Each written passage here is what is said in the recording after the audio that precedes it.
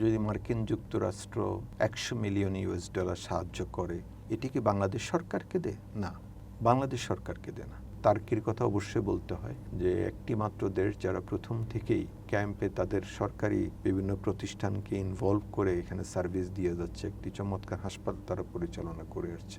কিভাবে আমরা এত বড় জনগোষ্ঠীকে 710 মিলিয়নের ভিতরে মাত্র 300 বা 350 মিলিয়ন পাওয়া গেছে, বাকিটা কিভাবে সংকুলান হবে? তাদের কাছে আমরা অনুরোধ করি, কারণ আন্তর্জাতিক সহায়তা ছাড়া এত বড় বার্ডেন বহন করা আমাদের পক্ষে একটি কঠিন কাজ। জয়েন্ট রেসপন্স প্ল্যান, যেটা জেআরপি বলি আমরা, এবছর 710 মিলিয়ন বা 710.5 মিলিয়ন চাওয়া হয়েছে, যেটা মূলত গত বছরের যে ডিমান্ড ছিল তার চেয়েও কম, বোধহয় 23% বা সামথিং কম। কিন্তু এই চাওয়ার বিপরীতে মাত্র 306 মিলিয়ন বা 307 মিলিয়নের মতো প্রতিশ্রুতি পাওয়া গিয়েছে। এই যে বিশাল ঘাটতি, 37%-এর মতো ঘাটতি, আপনি কিভাবে এত বড় একটা কমিউনিটির চাহিদা কিভাবে পূরণ করবেন বা কি ভাবছেন? জয়েন্ট রেসপন্স প্ল্যানটি আসলে তৈরি করেন আমাদের জাতিসংঘের প্রতিষ্ঠানগুলো।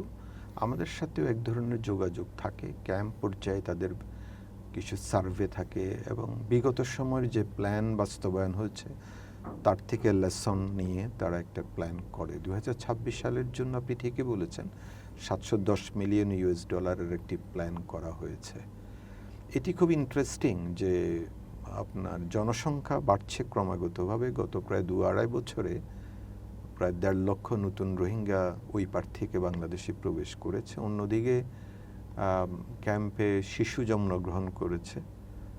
তো জনসংখ্যা যেখানে বেড়ে গেছে সেখানে প্ল্যানে আপনার যে বরাদ্দ চাওয়া হয়েছে সেটি কমে গেছে।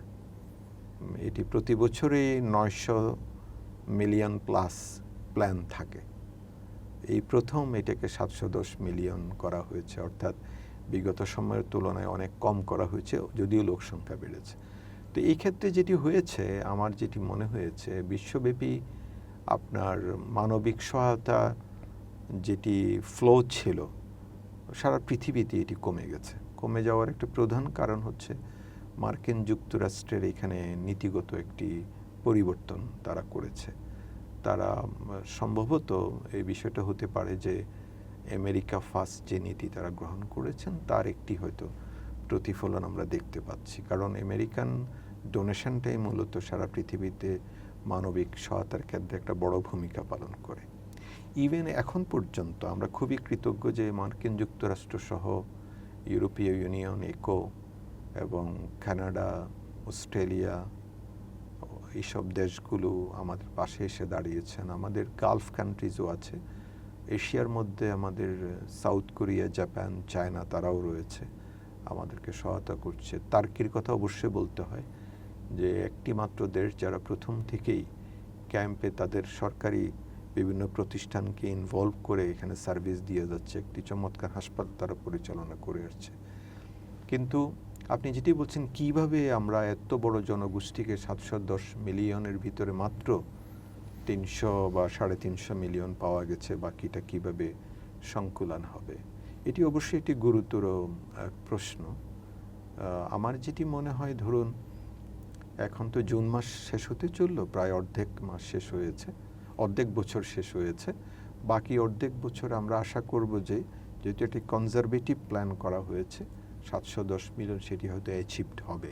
এবং সেক্ষেত্রে অবশ্যই আমাদের একটা বাংলাদেশ সরকারের একটা ভূমিকা থাকবে। জাতিসংঘের প্রতিষ্ঠানগুলো যেভাবে তারা ডোনারদের দৃষ্টি আকর্ষণ করার চেষ্টা করে, একইভাবে বাংলাদেশ সরকারেরও কিন্তু আমাদের মিশনগুলো, বিভিন্ন ডোনার কান্ট্রিগুলোতে আমাদের যে মিশন রয়েছে তারাও কাজ করে। আমাদের জন্য মনে হয় এবার একটি ভালো সংবাদ হচ্ছে যে আমাদের মাননীয় পররাষ্ট্রমন্ত্রী, যিনি ইতিপূর্বে রোহিঙ্গা বিষয়ক হাই রিপ্রেজেন্টেটিভ ছিলেন, তিনি তো জাতিসংঘের সাধারণ পরিষদের প্রেসিডেন্ট নির্বাচিত হয়েছেন।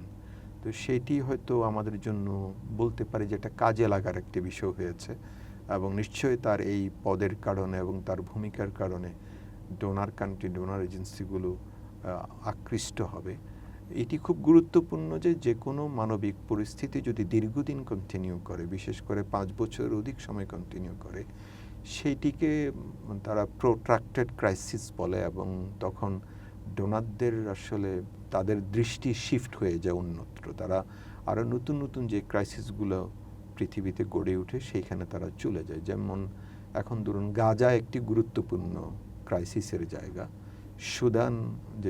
সুদান যেটি রয়েছে আফ্রিকান দেশ, সেখানে মানবিক পরিস্থিতি তৈরি হয়েছে, এবং ইউক্রেনও অবশ্যই একটি ইউরোপীয় একটি দেশ, এবং সেখানে অবশ্যই পশ্চিমা দেশগুলোর এখানে বড় ভূমিকা রয়েছে।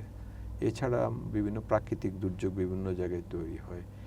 তো আমরা আশা করব যে হয়তো বাকি সময়টাতে আমাদের ডোনার কান্ট্রিগুলো যারা রয়েছেন, ডোনার এজেন্সি যারা রয়েছেন, আইএনজিও যারা রয়েছেন, এবং ইন্ডিভিজুয়াল ফিলান্থ্রপিস্ট যারা রয়েছেন, তারাও এগিয়ে আসবেন। বিশেষ করে একটি গুরুত্বপূর্ণ প্রশ্ন অনেকেই তোলেন, সেটি হচ্ছে যে আনকনভেনশনাল ডোনারদের কান্ট্রিগুলোর দৃষ্টি আকর্ষণ করা। সেক্ষেত্রে আমরা অবশ্যই আশা করব আমাদের ওআইসি সদস্য যারা রয়েছেন, ধনী মুসলিমদের যারা রয়েছেন, তাদেরকে আমরা দৃষ্টি আকর্ষণ করি এবং তাদের কাছে আমরা অনুরোধ করি, কারণ আন্তর্জাতিক সহায়তা ছাড়া এত বড় বার্ডেন বহন করা আমাদের পক্ষে একটি কঠিন কাজ।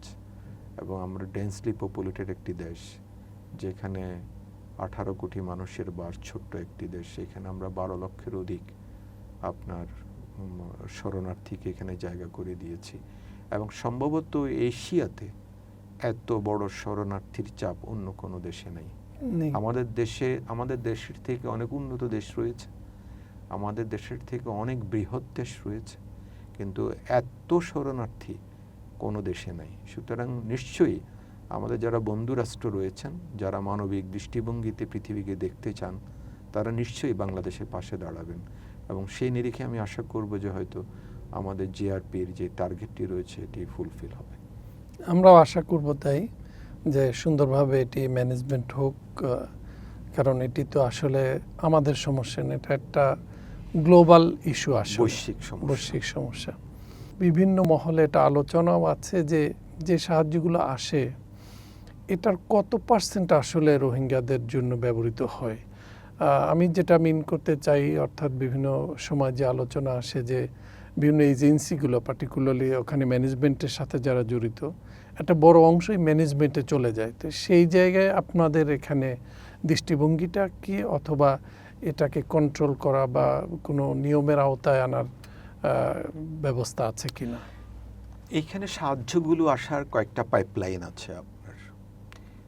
তোর মধ্যে প্রধান যে পাইপলাইনটি হচ্ছে জাতিসংঘের বিভিন্ন প্রতিষ্ঠানের মাধ্যমে।